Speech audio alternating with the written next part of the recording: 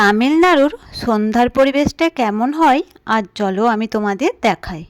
আমি যেহেতু তামিলনাড়ুর কোয়েম্বাটুরের একদম মেন সিটিতে থাকি, সেই জন্য জায়গাটা একটু বেশি জনবহুল।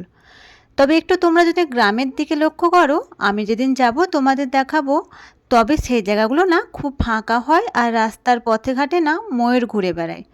তবে একটা কথা না বললেই নয়, এখানেও কিন্তু যেদিন বৃষ্টি হয় ছাদের মধ্যে একটা দুটো করে ময়ূর আসে।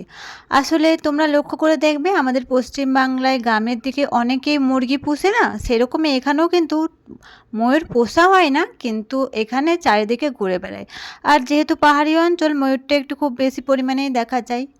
আজ একটু তামিলনাড়ুতে বৃষ্টি হয়েছিল সন্ধ্যের দিকে, সেই জন্য রাস্তাটা অন্য দিনের তুলনায় কিন্তু বেশ ফাঁকাই ছিল। আর একটু একটু ধীরে ধীরে বৃষ্টিও পড়ছিল।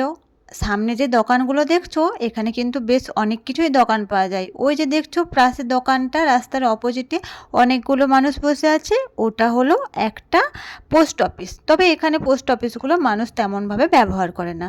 আসলে কি হয়েছে বলো তো, শহর বাজার তো অনেক কিছুরই এখানে সুবিধা আছে, সেই জন্য তবুও কাজ তো হয়, তাই না? একটা অফিস বলে কথা। আমি তবে মাঝে মধ্যে ব্যবহার করি বিভিন্ন জিনিস কুরিয়ারের জন্য। আর আশেপাশে আরও তোমরা অনেক দোকান দেখতে পাবে। পাশে পাশে এখানে বিল্ডিংগুলোতে নিচের দিকে সব দোকানগুলো আছে আর উপরের দিকে মানুষজন থাকে। আর আমার যেহেতু ঘরের সামনেই দোকানগুলো, সেজন্য আমারও একটু বেশ সুবিধাই হয়। এই যে দূরে দেখছো একটা প্লাস্টিকের দোকান, এখানে প্লাস্টিকের তুমি যাবতীয় জিনিস পাবে। আর আমি বিকেলের দিকটা মেয়েকে নিয়ে একটু রাস্তার ধারে আসি, মেয়ে একটু গাড়ি দেখে। আর ছোট বাচ্চা মানুষ তো বুঝতেই পারছো, ওরা গাড়ি ঘোড়া দেখতে একটু ভালোই বাসে, আমারও বেশ ভালোই লাগে।